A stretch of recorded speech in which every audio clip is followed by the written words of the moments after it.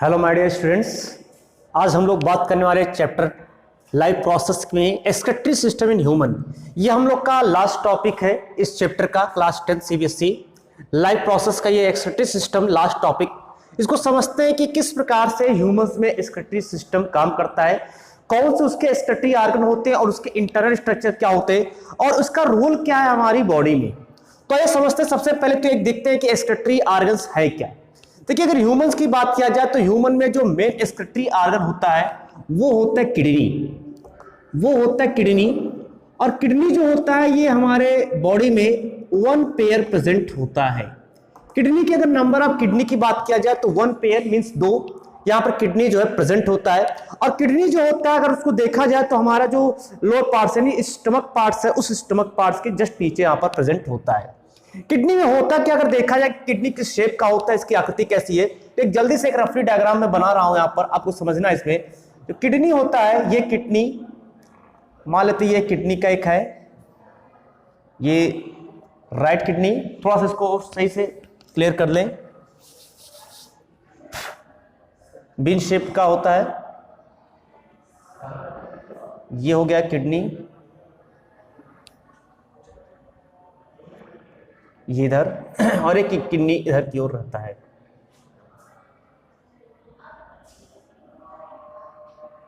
आपको थोड़ा सा यहां पर ध्यान देना है कि जो लेफ्ट किडनी है, ये लेफ्ट वाली, ठीक है, ये लेफ्ट किडनी थोड़ा सा ऊपर यहां पर रहेगा। हालांकि बहुत ज्यादा आपको इसमें अंतर दिखाई नहीं पड़ेगा, बस याद रखना थोड़ा सा ये ऊपर रहेगा, ये यहां पर। और ये यहां से ये निकले रहेंगे बहुत सारे इसमें जो है यूरेटर्स, ये यूरेटर्स है। एक राइट किडनी से यूरेटर निकलेगा और एक जो है लेफ्ट किडनी से यूरेटर निकलेगा। इस तरह से यूरेटर हो गया।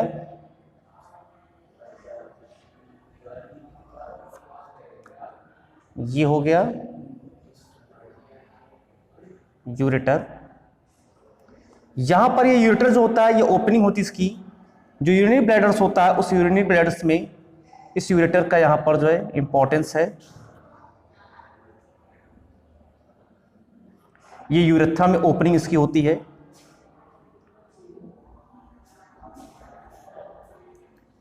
ये यूरिनरी ब्लैडर्स जहां पर आकर के यूरिन जो होता है वो यहीं पर एक्सक्रीट होना है, यहीं पर आकर के इसको गिरना है। इसके अलावा इसी में ऊपर से अगर देखा है तो यहीं से आता है एक रीनल आर्टरी आता है, रीनल आर्टरी, और इसी में रीनल वेन भी आते हैं। रीनल वेन भी यहां पर मान लेते, दर्शा देते हैं यहीं पर छोटा सा। रीनल वेन्स को आप थोड़ा सा कलर कर देंगे जिससे कि ये क्लियर रहे कि हाँ ये रीनल वेन है, ठीक है, रीनल वेन, क्योंकि यहां पर इम्प्योर्ड ब्लड है। और आपको पता है कि जो इम्प्योर्ड ब्लड होता है उस इम्प्योर्ड ब्लड की अगर बात किया जाए तो इम्प्योर्ड ब्लड जो है ये थोड़े से ब्लू कलर का होता है, ब्लू शेप का यहां पर रहेगा, ये यहां पर आकर के जुड़ेगा।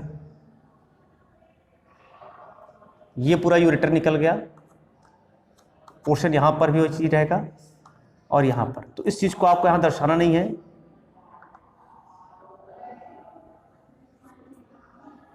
ये आपका हो गया रीनल वेन और इधर पोर्शन आपका हो गया रीनल आर्टरी, ये यहां पर आ गया पोर्शन, ठीक। अब इसमें से अगर देखा जाए तो इस पूरे पार्ट को क्या कहेंगे, इसके ऊपर एक टोपी नुमा सदृश संरचना होती है, स्ट्रक्चर होती है, जिसे हम लोग कहते हैं सुप्रारीनल ग्लैंड्स। एक्चुअल में यही है आपका एड्रिनल ग्लैंड्स होता है। और ये एड्रिनल ग्लैंड सबसे इंपॉर्टेंट ग्लैंड्स होता है पूरी बॉडी का। अगर पूरी बॉडी में देखा जाए तो सबसे इंपॉर्टेंट अगर कोई एंडोक्राइन ग्लैंड्स है तो वो एड्रिनल ग्लैंड्स होता है, क्योंकि ये एड्रिनल ग्लैंड्स में अगर थोड़ी सी कमी हो जाए, एड्रिनल कॉर्टेक्स में कमी आती है, तो यहाँ पर जो सेक्स होता है उस सेक्स भी चेंज होने लगता है कि मेल में फीमेल के कैरेक्टर आने लगते हैं और फीमेल में मेल के कैरेक्टर आने लगते हैं। तो ये बड़ा इंपॉर्टेंट है, जो आप हार्मोन्स उसको पढ़ेंगे तो ये यहाँ पर सबसे पहले स्टार्ट करती है सुप्रारीनल ग्लैंड है, सुप्रारीनल ग्लैंड्स होता है। सुप्रारीनल ग्लैंड 2 होते। यहां पर अगर बात करें तो ये पूरी आपकी किडनी है, और ये किडनी अगर देखा जाए तो ये लेफ्ट साइड की ओर है, तो इसको हम लोग नाम देंगे लेफ्ट किडनी, लेफ्ट किडनी। और इधर वाले की बात किया जाए तो ये है राइट किडनी, ये है राइट किडनी होता है। ये जहां से पार्ट निकल रहा है यहीं पर एक चीज और आपको दर्शाना है, क्या चीज, ये क्या नाम है, जो वेन्स है वो भी यहां पर आएंगे। ये अगर बात किया जाए ये वाला पोर्शन, ठीक है, तो ये आपका हो गया रीनल वेन, रीनल वेन कहते हैं। और इस पोर्शन को रीनल आर्टरी के नाम से जानते हैं, रीनल आर्टरी कहते हैं।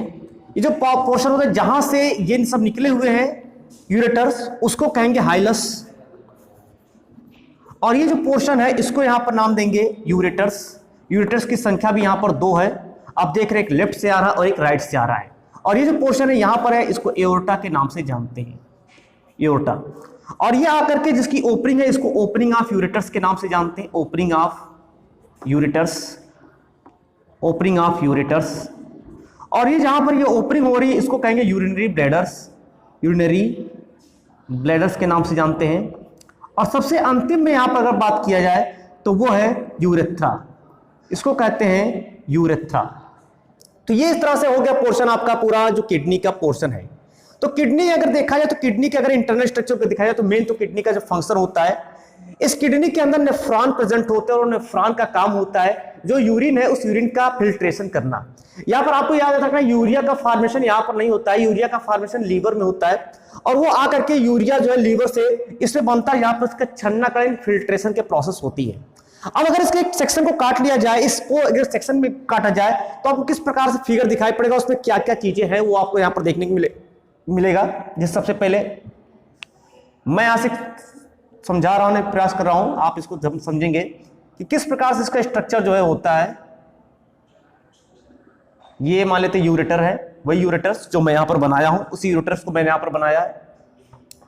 इस चीज को आपको ध्यान देना है।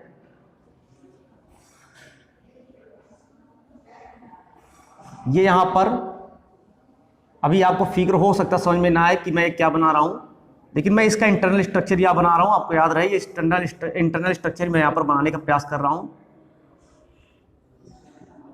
ये यहां पर पिरामिडल लोब प्रेजेंट होता है, पिरामिडल लोब्स यहां पर प्रेजेंट होता है। ये पिरामिडल लोब्स है।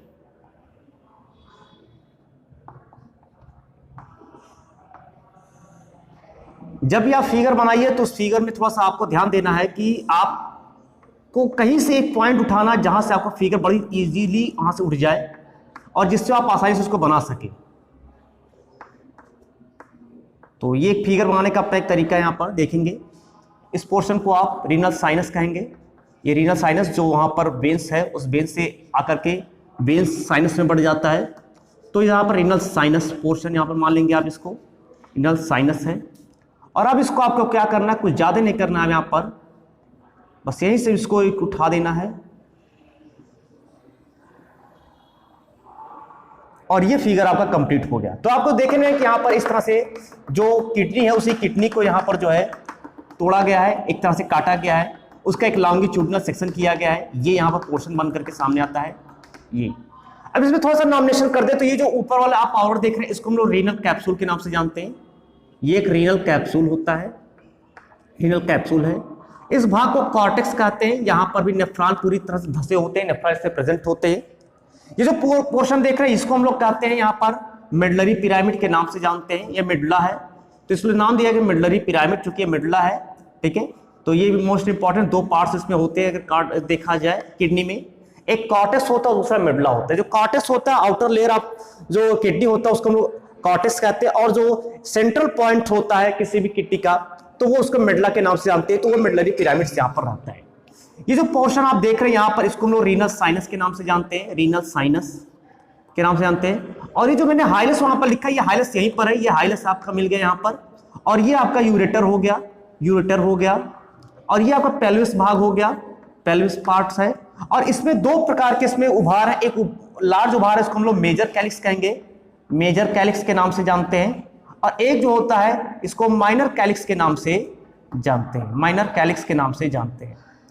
इसके अलावा इसमें अगर देखा जाए तो इसके बीच बीच में कुछ यहाँ पर जो पिरामिड्स है, इस पिरामिड्स के बीच बीच में एक स्पेस है, इस बीच वाले स्पेस को यहाँ पर कहते हैं रीनल कॉलम ऑफ बर्टिनी के नाम से इसको जानते हैं, रीनल कॉलम ऑफ बर्टिनी के नाम से इसको जो है जानते हैं। तो इस तरह से अगर देखा जाए तो जो किडनी होता है उस किडनी के इंटरनल स्ट्रक्चर को आप देखेंगे तो इस प्रकार के स्ट्रक्चर आपको दिखाई पड़ेगा।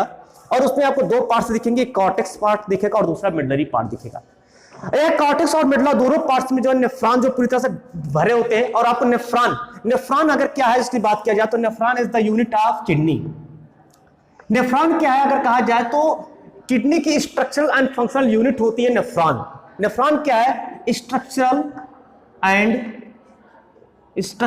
And functional unit of kidney.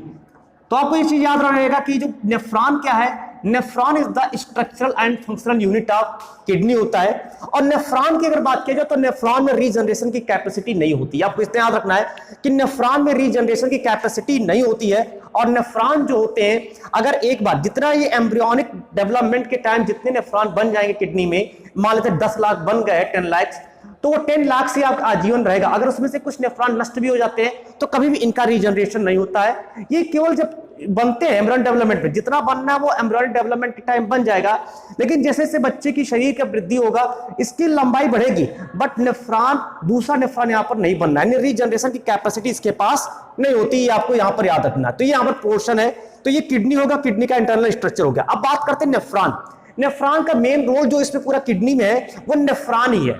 जो फिल्ट्रेशन की प्रोसेस होगी वो नेफ्रॉन में होगी, सारी प्रोसेस नेफ्रॉन में होगी। रीअब्जॉर्प्शन भी नेफ्रॉन से होगा। सोडियम आयंस का रीअब्जॉर्प्शन हो रहा है, चाहे पोटेशियम आयन का रीअब्जॉर्प्शन हो रहा है, चाहे क्लोराइड आयन का रीअब्जॉर्प्शन हो रहा है, चाहे वाटर का रीअब्जॉर्प्शन हो रहा है। तो सबका रीअब्जॉर्प्शन जो होगा वो नेफ्रॉन से होगा। और नेफ्रॉन से फिल्ट्रेशन की प्रोसेस होती है, मींस वहीं पर यूरिया जो होता है उस यूरिया का छन्नाकरण वहां पर प्रोसेस रहेगी। तो ये समझते हैं सबसे पहले उसके थोड़ा सा नेफ्रॉन के बारे में जानते हैं कि नेफ्रॉन जो होता है, नेफ्रॉन की स्ट्रक्चर क्या है। देखिए जो नेफ्रॉन होता है इसके स्ट्रक्चर की बात करें तो सबसे मेन इसके पॉइंट क्या क्या होता है उसको आपको यहाँ पर मैं मेंशन कर रहा हूँ। नेफ्रॉन में कुल 4 पार्ट्स यहाँ पर पाए जाते हैं, ठीक है। आपको याद रहे नेफ्रॉन में कुल जो है 4 पार्ट्स यहाँ पर प्रेजेंट होते हैं। और ये यहाँ पर इसकी कंडक्टिंग स्ट्रैंड में बना रहा हूँ।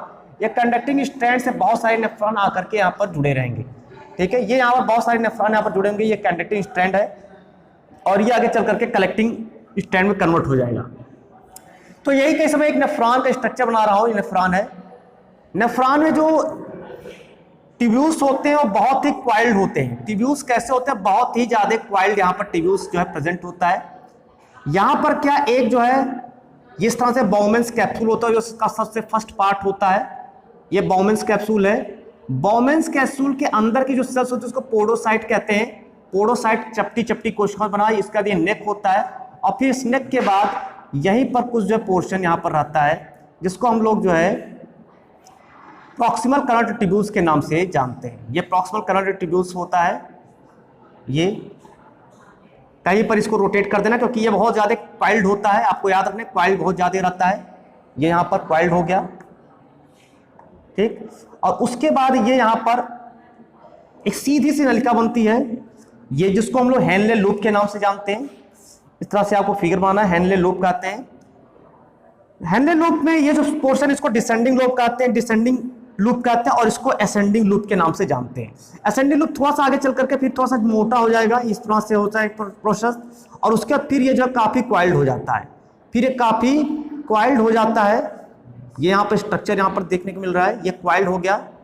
ये इसका पूरा जो पोर्शन है इसको डीसीटी के नाम से आते हैं, डिजिटल कन्वर्टर ट्यूब्यूल्स के नाम से इसको जो है जाना जाता है। तो ये यहाँ पर पोर्शन है,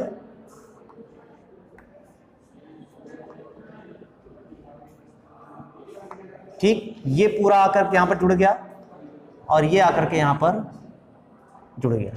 इस तरह से इसके पूरे पार्ट से इसके अंदर बहुत सारे कैपिलरीज होंगे जो एक गुच्छे के समान होंगे, इसको ग्लोमेरुलस कहते हैं। और ये यहाँ से एक इफरेंट जो है डक्ट्यूल्स और एक इफरेंट डक्ट्यूल्स यहाँ पर निकला रहेगा। तो आइए नामकरण कर लेते हैं, इसको सब समझते हैं। ये जो पोर्शन इसको ग्लोमेरुलस कहते हैं। ग्लोमेरुलस द मोस्ट इंपॉर्टेंट, क्योंकि यहीं पर पूरा जो फिल्ट्रेशन की प्रोसेस है वो इसी पार्ट में होगा। उसके फिल्ट्रेट होने के बाद ये जो पोर्शन है इसको हम लोग यहाँ पर बाउमेंस कैप्सूल के नाम से जानते हैं। इस बाउमेंस कैप्सूल में आता है वो बाउमेंस कैप्सूल में जो यूरिया है वो यूरिया यहाँ पर आता है। इसको नेक कहते हैं। नेक हालांकि इसका कोई रोल नहीं है। ये पूरा पोर्शन आप देख रहे हैं इसको पीसीटी यानी इसको प्रॉक्सिमल कन्वॉल्यूटेड ट्यूब्यूल्स के नाम से इसको जानते हैं। कन्वॉल्यूटेड ट्यूब्यूल्स कहते हैं इसको। और ये जो पोर्शन आप देख रहे हैं यहाँ हेनले लूप है, इसको हेनले लूप के नाम से जानते हैं। 2 लूप है यहाँ पर, हेनले लूप में दो पार्ट्स है, द फर्स्ट इज असेंडिंग और सेकंड इज ये डिसेंडिंग है और ये असेंडिंग होता है।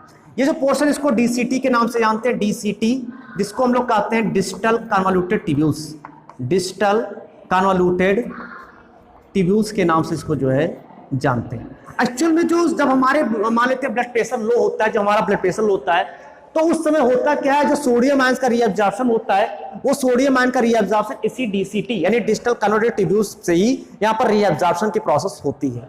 तो आपको याद रखना है यहाँ पर, लेकिन ये कब होगा, जब एल्डोस्टेरॉन आएगा। एल्डोस्टेरॉन में जो मिनरलोकार्टिकॉइड्स होता है, जो एड्रिनल कॉर्टेक्स का एक बहुत ही इंपॉर्टेंट पार्ट होता है, मिनरलोकार्टिकॉइड्स हार्मोन्स है, वो मिनरलोकार्टिकॉइड्स क्या करेगा, यहीं से सोडियम आयंस को रीअब्जॉर्ब करेगा डीसीटी वाले पार्ट से। और ये जो आप देख रहे हैं यहाँ पर ग्लोमेरुलस वाला पार्ट से, यहीं पर जो यूरिया आया, यूरिया के साथ ब्लड में यूरिया जब मिल करके आएगा तो वहां पर उसका छन्नाकण होगा और जो यूरिया होगा उस यूरिया को यहाँ पर भेज दिया जाएगा, बाकी चीजों को यहाँ से छान करके हटा दिया जाएगा। हालांकि फिर भी कुछ न्यूट्रिएंट्स जो होते हैं वो पहुंच जाते हैं, तो उसका लगातार यहाँ पर रीअब्जॉर्प्शन होता रहता है और रीअब्जॉर्ब होते होते केवल जब यूरिया बचता है, कुछ वाटर मॉलिक्यूल्स यहाँ बचते हैं, तो वो यहाँ से कलेक्टिंग ट्यूब्यूल्स के थ्रू जो है निकल करके यूरेथ्रा में जाकर के बाहर निकल जाते हैं, यहाँ से यूरिया जो है बाहर निकल जाता है। इस तरह से पूरी पोर्शन यहाँ पर जाती है और इस पर होता क्या है, पूरा जो जा करके ये आप देख रहे हैं, इसको यहाँ पर जो रहता है ये पूरी तरह से इसको ढके रहता है, मतलब इसको कवर किया रहता है। आपको मैं समझाया हूँ, एक लोकेशन के लिए दिया हूँ जो आपके लिए लेवल है कि यहाँ पर केवल एक लोकेशन में होता है कि जो यहाँ पर नेफ्रॉन होते हैं, ऐसे से बहुत सारे 10 लाख लगभग नेफ्रॉन होते हैं। तो ये सारे नेफ्रॉन में ये जो पूरा पोर्शन देख रहे हैं एफरेंट, यहाँ पर जो डक्ट्यूल है, ये डक्ट्यूल पूरी तरह इसको घेरे हुए रहते हैं, लपेटे रहता है और पूरी तरह से वाटर जब रीअब्जॉर्ब करता है तो वहीं से जाकर के सीधे इसको मिल जाता है, यहाँ से कहीं नहीं है, सीधे सीधे ब्लड में जाकर के मिलेगा। ठीक है, तो वहां से जिसको हम लोग वासा रेक्टा के नाम से जानते हैं, तो वासा रेक्टा में जाकर के ये मिल जाएगा। तो इस तरह से यहाँ पर इसी के अंदर जो है फिल्ट्रेशन का काम होता है, यूरिया का फिल्ट्रेशन होता है और यूरिया का छन करके जो यूरिया होता है शरीर से बाहर निकाल दिया जाता है। बाकी जो उसके मिनरल न्यूट्रिएंट्स उसमें चले गए हैं वो सारे मिनरल न्यूट्रिएंट्स वापस जो है ब्लड में हमारे मिल जाते हैं। इस तरह से ब्लड प्रेशर या हमारे बॉडी में जो सोडियम आयंस या क्लोराइड आयंस उसका जो मेंटेनेंस है वो यहाँ पर कंप्लीट हो जाता है। तो ये पूरा प्रोसेस आपका था आज का जो लास्ट टॉपिक था इस चैप्टर लाइफ प्रोसेस के, excretory system in human. I hope आप लोग को समझ में आएगा। अगर ये आपको देखना है तो इस वीडियो को आप पूरा शुरू से देखिए इस चैप्टर का, तो आपको पूरे वीडियो जो है यहाँ पर अवेलेबल मिल जाएंगे। आई होप आप लोग को समझ में आया होगा। मिलते हैं नेक्स्ट चैप्टर नेक्स्ट वीडियो के साथ, तब तक के लिए थैंक यू सो मच।